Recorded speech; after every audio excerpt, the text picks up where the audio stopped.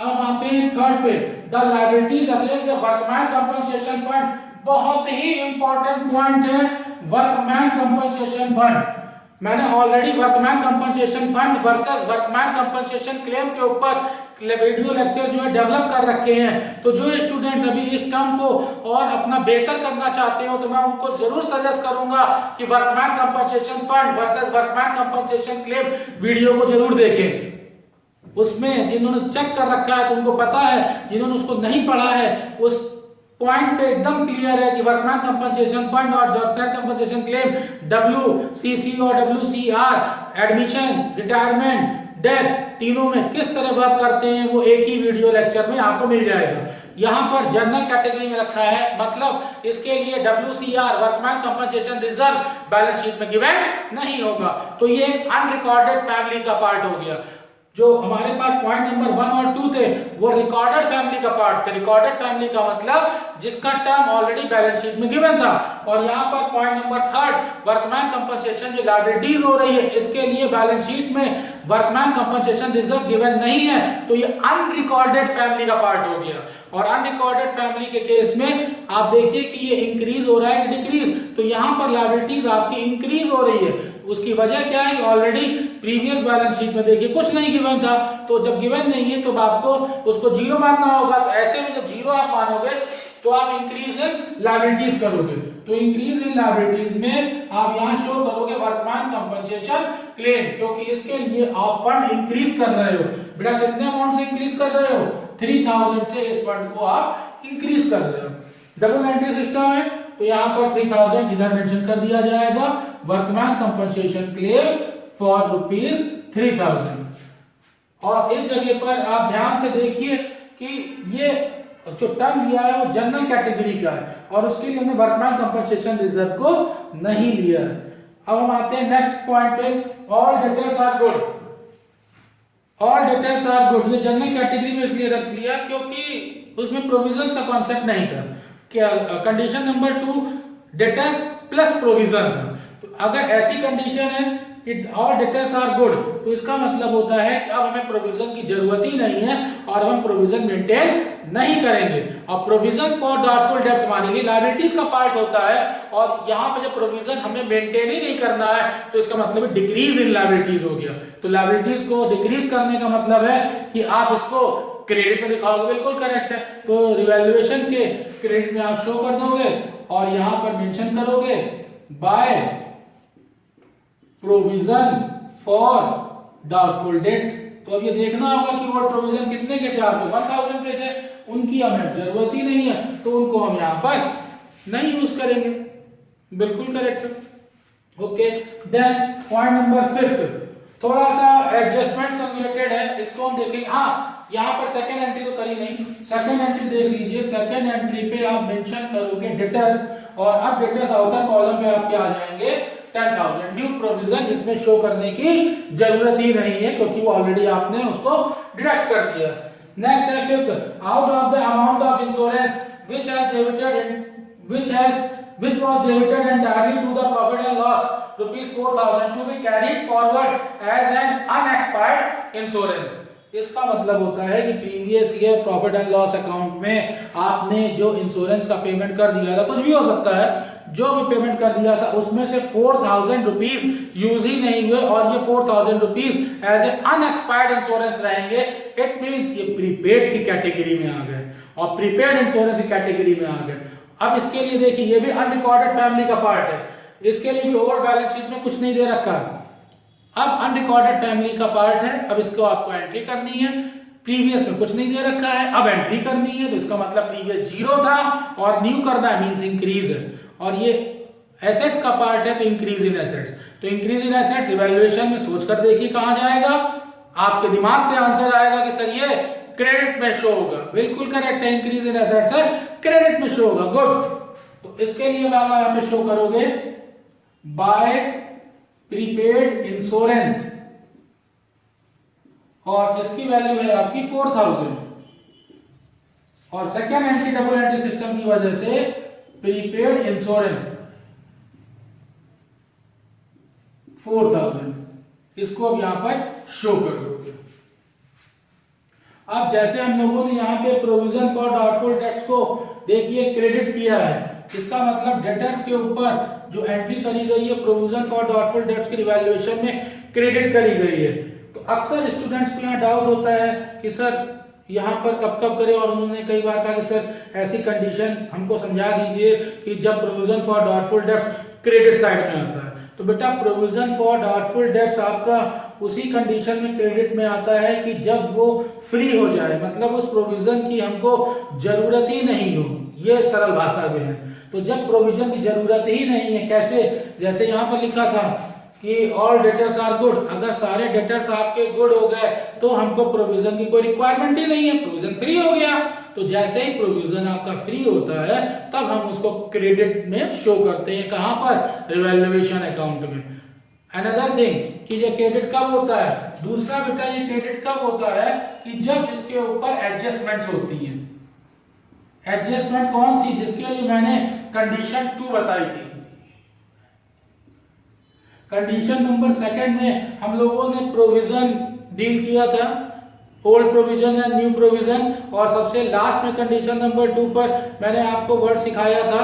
तो उस जगह पर भी अगर फ्री हो तो कैसे हो, उसको थोड़ा सा ध्यान दीजिए कि कैसे किया जाएगा जब फ्री हो। तो ऐसे के लिए जब भी आप करते हो तो आप क्या करते हो, नोट में भी आप इसको कैलकुलेट करके देख सकते हो। इसका मतलब है कि जो आपका न्यू प्रोविजन है, new provision minus old provision, इतना आप सीख चुके हो।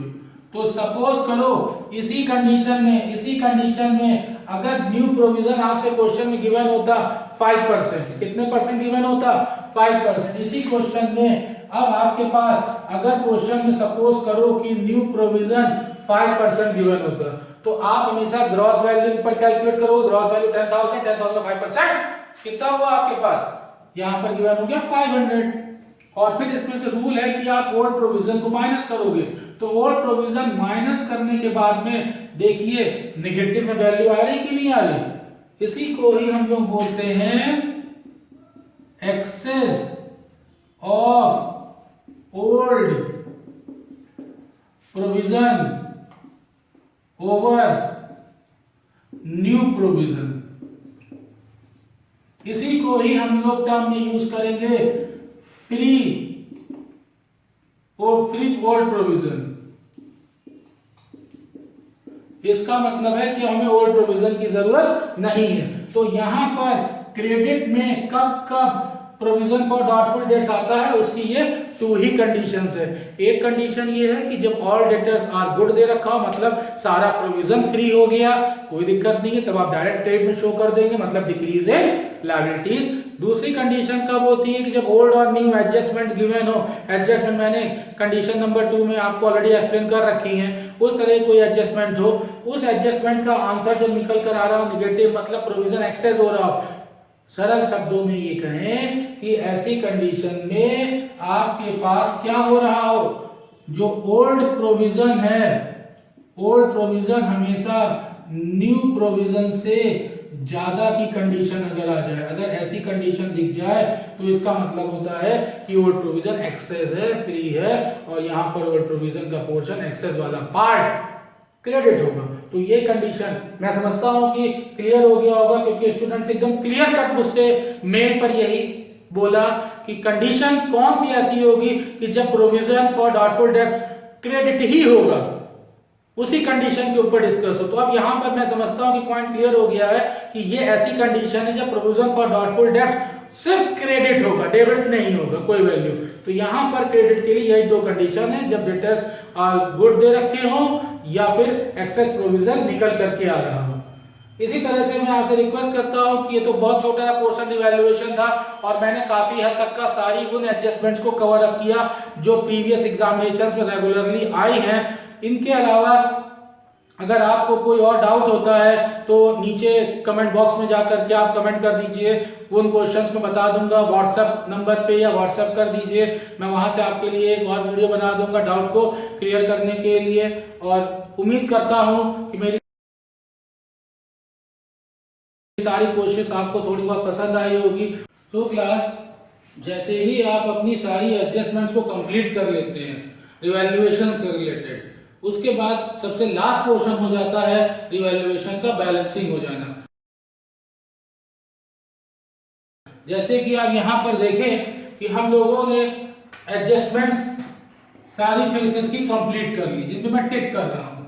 जब एडजस्टमेंट्स हमारी कंप्लीट हो जाती हैं, फिर लास्ट पोर्शन आता है बैलेंसिंग करने के लिए। तो बैलेंसिंग करते समय आपको समझ में आए इस वजह से मैंने ये डॉटेड लाइन ड्रॉ करी है। This is the last portion for the balancing. Otherwise examination में आपको सॉल्व करते समय ये डॉटेड लाइन यूज नहीं करनी है। तो बैलेंसिंग करने के लिए सिंपल सी बात है, जिधर की तरफ सबसे हाईएस्ट फिगर होगी उसको हम लोग कैलकुलेट करेंगे। तो यहाँ पर हमारे पास क्रेडिट साइड सबसे ज्यादा फिगर है 20,000, 1,000 एंड 24,000। तो ये वैल्यू हमारे पास हो गई 25,000।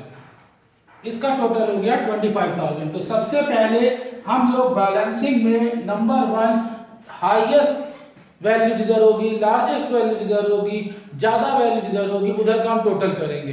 तो यहाँ पर टोटल हमारे पास किधर दे रखा था ज्यादा, क्रेडिट साइड का। तो क्रेडिट साइड की वैल्यू हो गई 25,000। और फिर इसको सेम इसी के ठीक सामने हम उस वैल्यू को लिखते हैं ताकि बैलेंसिंग फिगर को एडजस्ट किया जा सके। ध्यान रखिएगा कि ये पैरेलल होना चाहिए और ठीक उसके सामने ही वैल्यू को लिखा जाना चाहिए। अब हम डेबिट साइड में बैलेंसिंग फिगर लिखेंगे। बेसिकली जो ये 20,000 बैलेंसिंग फिगर आ रहा है, this is your balancing figure. इसको हम लोग डिफरेंस से भी समझ सकते हैं। इसका मतलब है कि डेबिट और क्रेडिट के बीच का डिफरेंस है। डेबिट साइड का जो वैल्यू है वो 2,000 और 3,000 है। इसका मतलब हुआ कि डेबिट साइड में 2,000 और 3,000 फिगर आ रही है और क्रेडिट साइड का टोटल 25,000 है। इसका ट्रीटमेंट रहेगा कि 5,000 से ये डिफर कर रहा है, 20,000 से डिफर कर रहा है। तो 20,000 को हमें यहाँ पर मेंशन करना होगा डेबिट साइड में। और अगर डेबिट में बैलेंसिंग फिगर है तो इसका मतलब होगा कि ये प्रॉफिट है। और इसी का जस्ट अपोजिट ये फिगर क्रेडिट में भी आ सकता था। अगर ये क्रेडिट में आएगा तब इसके लिए हम वर्ड क्या यूज करेंगे, इसके लिए हम लोग वर्ड यूज करते हैं लॉस। तो इस जगह पर जो प्रॉफिट है, this profit is directly transferred to partners capital account in equal ratio. Why equal ratio, आपके मन में तुरंत ये बात आएगी।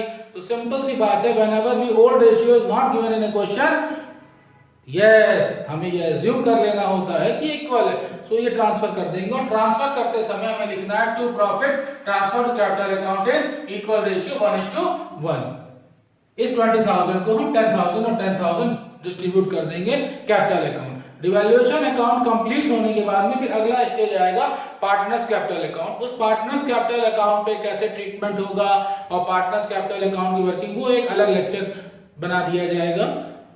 और मैं आशा करता हूँ, उम्मीद करता हूँ कि आप लोगों को ये लेक्चर काफी पसंद आया होगा और जितने भी पहले डाउट रहे होंगे वो थोड़े से क्लियर हो गए होंगे, या मैं कहूँ कि लगभग पूरे ही क्लियर हो गए होंगे।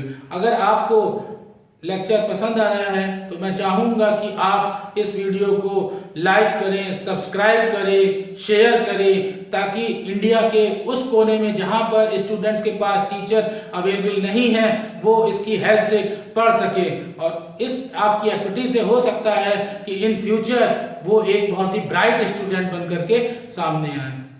बहुत बहुत शुक्रिया आप लोगों का। नमस्कार। जय हिंद, जय भारत।